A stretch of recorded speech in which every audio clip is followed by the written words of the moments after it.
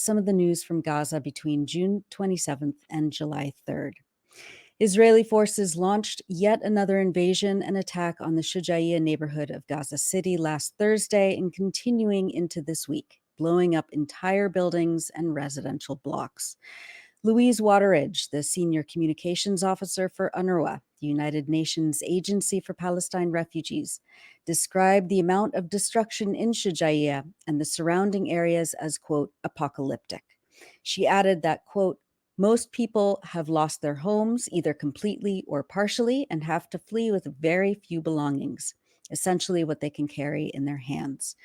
Many people have lost members of their families. The UN's Office for the Coordination of Humanitarian Affairs estimates that up to 84,000 people have been displaced from 𝐄𝐥𝐤𝐜 over a matter of just a few days. Al-Qassam brigades, the armed wing of Hamas, have been confronting the Israeli occupation forces in pitched battles to defend 𝐄𝐥𝐤𝐜. And of course, we'll have more on the Battle of 𝐄𝐥𝐤𝐜 with John later on in the program. Israeli forces have also attacked Jabalia in the north, as well as areas in the central and southern parts of the Gaza Strip this week, including in Burej refugee camp, where people displaced from Rafa in the south have tried to find shelter. At least 4 Palestinians were killed in a home in Burej on Saturday, and at least 15 were killed in attacks over the weekend in Rafa. At the same time, Israeli forces accelerated its attacks on Al-Mawasi, the sand dunes to the west of Rafa, where displaced Palestinians have set up tents and where Israeli forces have targeted those tents in recent months. On Saturday, Israel carpet-bombed and shelled tents in Al-Mawasi. A survivor of the massacre told Al Jazeera, quote, we all ran for our lives, leaving everything behind. All of a sudden, the Israeli tanks invaded the area, coupled with helicopter and drone attacks. I saw bodies in pieces and flesh all over the place. On Monday, the Israeli army ordered the entire area of eastern Khan Yunis to evacuate and declared that 250,000 people under the evacuation orders should head to Al-Mawasi. The Associated Press reported 12 people were killed in an airstrike in Deir al-Balah, including 9 members of the multi-generational Hamdan family who had fled their home on Monday night after the Israeli military ordered the evacuation of Khan Yunis. The Associated Press reported yesterday, quote, they found refuge with extended relatives in a building further north inside an Israeli-declared safe zone. But hours after they arrived, an Israeli airstrike on Tuesday afternoon hit the building in the town of Deir al-Balah, killing 9 members of the family and 3 others. In Khan Yunis, doctors and staff at the Gaza European Hospital began relocating patients in preparation for Israeli attacks on the medical facility. Medical sources told the Turkish Anadolu news agency that the hospital's technical teams also moved some medical devices and equipment out of fear that it would be damaged if the Israeli army raided the hospital. The spokesperson for the International Committee of the Red Cross in Gaza told the Associated Press that some families dragged patients in their hospital beds through the streets for up to 10 kilometers or 6 miles to reach safety. Dr. Mohammed of the European Hospital recorded this video on Monday night. Hi guys. So as you can see all behind me, the European hospital is about to be evacuated, but everyone is leaving now. Many of the doctors have left. Many of the patients have left. As you can just see behind me, it's just chaos and mayhem. Myself and 4 other doctors, we're the only remaining doctors. I've decided to stay until the end, as long as there are people around. Myself and the others, we are not leaving. I'm not sure what's going to happen next, but we will be on a standby, and we'll deal with it when it comes. Wish me good luck. That was Dr. Mohammed of the Gaza European Hospital. 𝐄𝐥𝐞, the bureaucratic arm of Israel's army, denied that the military ordered the evacuation of the hospital. Colonel Elad Goren of 𝐄𝐥𝐞 told reporters, quote, "It's safe for them." The Gaza European Hospital was one of the last hospitals barely operating in the southern Gaza Strip after the Rafa Hospital and Nasser hospitals were forced out of service due to serial and systematic Israeli attacks and lack of basic medicine, medical equipment, clean water, and other essential supplies. The Palestine Red Crescent Society announced on Monday that their headquarters at the recently somewhat reopened Al-Amal Hospital in Khan Yunis, quote, "is now overcrowded with injuries following the Israeli occupation's warning to evacuate the Al-Fukhari area where the European Gaza Hospital is located." Ambulance crews transported the injured from Nasser Hospital after it also became overcrowded due to the transfer of patients from the European Gaza Hospital. Over the weekend, the Medical Association said it was forced to stop services in Al-Mawasi due to Israeli tank shelling and falling debris, which threatened their medical staff. The attacks on physicians and their families continue. Dr. Hassan Hamdan, head of the burns and plastic surgery department at Nasser Hospital, was reported killed on Tuesday along with his entire family in an Israeli airstrike on their house in Deir Balah in the central area of Gaza. Meanwhile, Dr. Mohammed Abu Salmiya, the director of Al-Shifa Hospital in Gaza City, was returned after being arrested while attempting to evacuate southern Gaza in November. He was detained inside Nafha prison, an Israeli concentration camp, for 7 months, held without charge. Our colleague Maureen Claire Murphy reported that Abu Salmiya was released on Monday along with about 50 other Palestinian detainees. Abu Salmiya said that he was brought before a judge several times, quote, "and even there they presented no evidence." He said, quote, "Israel arrested me as if they had caught a big fish. Now it turns out that everything was a lie and an illusion, and they inflated the whole affair." The hospital director said that, quote, "prisoners face physical abuse and mental abuse daily, and that some detainees died during interrogation." Maureen writes that, quote, "in December, following the Israeli military's invasion and capture of Al-Shifa Hospital, independent UN human rights experts accused Israel of waging an unrelenting war on Gaza's health system. Israeli forces withdrew from Al-Shifa Hospital in April, leaving it in ruins.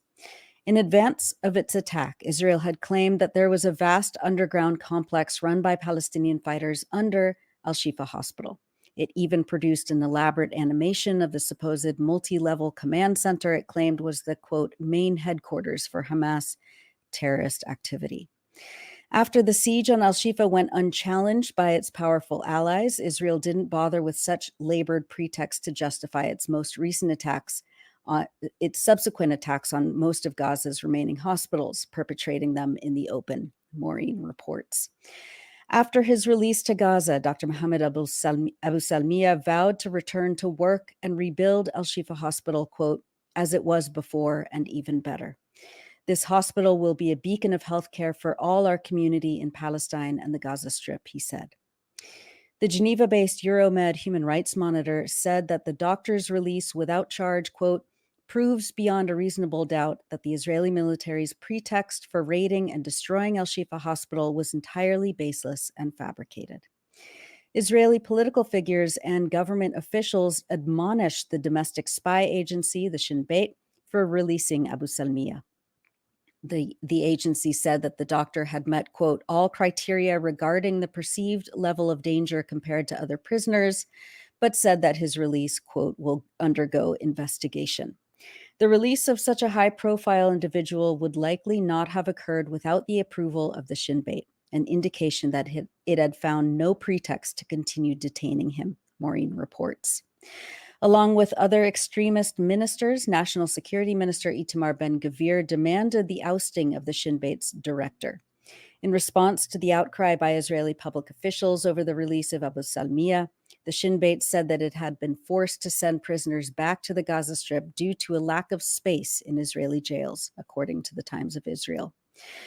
For much more on the release of Dr. Mohammed Abu Salmiya, the attacks on healthcare workers, and the situation for prisoners inside Israeli jails, read Maureen Claire Murphy's report Gaza hospital director's release exposes Israeli torture on electronicintifada.net.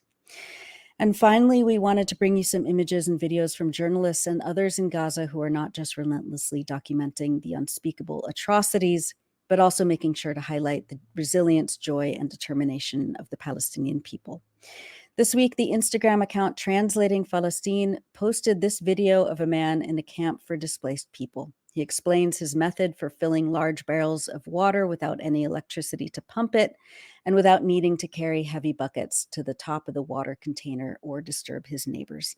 I'll summarize what he's saying. He explains how he created this simple but effective system. By lifting a wooden handle attached to a bucket of water, the water empties into the tall barrel. Translating Palestine says that this innovative approach maintains privacy and simplifies the arduous task of water transportation in the camp, especially as water is incredibly scarce and the regular method, using an electrical pump, is not a possibility. Here's that video.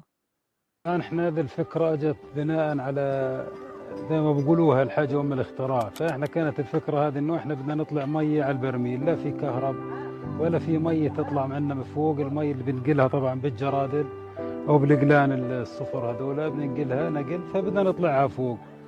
فاحنا عشان تطلعها فوق بدك سيب وبدك واحد يطلع فوق وواحد ينزل تحت، ويا ساتر والجيران وكلها، ما انت عارف احنا في مخيمات وخيام، ولما بتطلع هيك بس تطلع راسك فوق بتشوف جارك، فصعب الامور انك تطلع فوق على البرميل عشان الميه. فاجت الفكره هذه انه انا ارفع الميه بدون كهرب وبدون ما اقول يا ساتر وبدون ما اطلع ولا اطلع على جاري.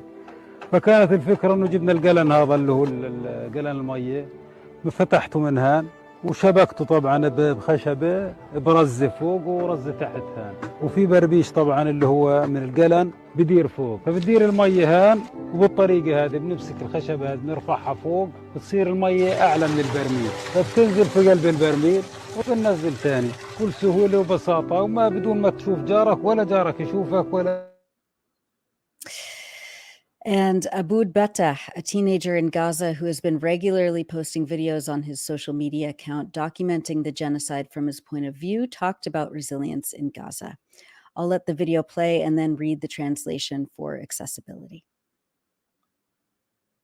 إخوتي وأخواتي الكرام، عدنا لكم من جديد، معكم عبود. تعرفوا يا أخوان، إحنا في غزة بنحاول نضلنا عايشين مع إنه فيش أي سبب بخليك تتمسك في الحياة. بنحاول ننشر الفرحة مع إنه فيش أي شيء مفرح في وسط الخوف والرعب. بنحاول نعيش على أمل مع إنه فيش أي هدف بخليك تسعى عشانه. بنحاول نكسر روتين الحياة، بس كل شيء صعب إن نتعايش بهيك واقع. وإحنا عارفين إنه كل هذا عشان نوصل لمرحلة الانكسار والخضوع، بس فشل. حنضلنا ندافع ونقاوم لأجل البقاء على هذه الأرض، ورح نكتب عن كل معاناة رواية عنوانها الصمود، ورح نرسم لكل مشهد محزن لوحة عنوانها الصبر والثبات، ورح نضلنا نقاوم لأجل ما يعترف فينا هذا العالم الظالم بأحقيتنا وبأحقية وجودنا على هذه الأرض كأي إنسان على هذا الكوكب الظالم اللي ما عمروش شاف حرب زي هالحرب ولا عمره عاش أصلا. وبس والله، السلام عليكم. And here's the translation of Aboud saying, "Dear brothers and sisters, we are back again. I'm Aboud. You know, my brothers, we in Gaza are trying to stay alive despite having no reason to hold onto life. We are trying to spread joy even though nothing is joyful amid the fear and terror. We try to live with hope despite no goal to chase. We try to break the monotony of life, but everything is difficult and it's hard to cope with such a reality. We know that all of this happening is intended to break us, but they have failed. We continue to defend and resist to remain on this land. We will write about every suffering, a novel titled with resilience.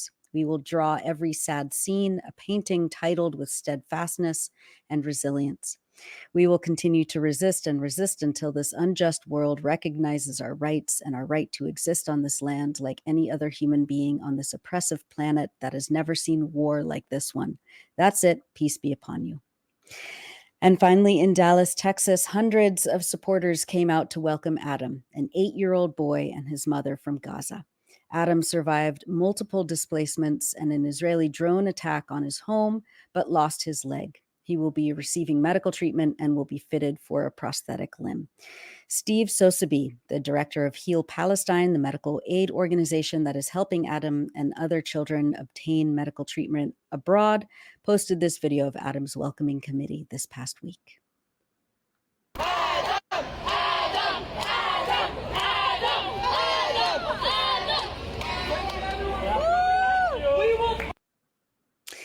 And that's it for the news roundup. Thanks for watching this video. Please subscribe to our YouTube channel, hit like, leave a comment. These engagements help us with the YouTube algorithm and it helps us to get around Silicon Valley censorship as much as possible. It does make a difference. You can also support our journalism by going to electronicintifada.net and clicking on donate now. Thank you.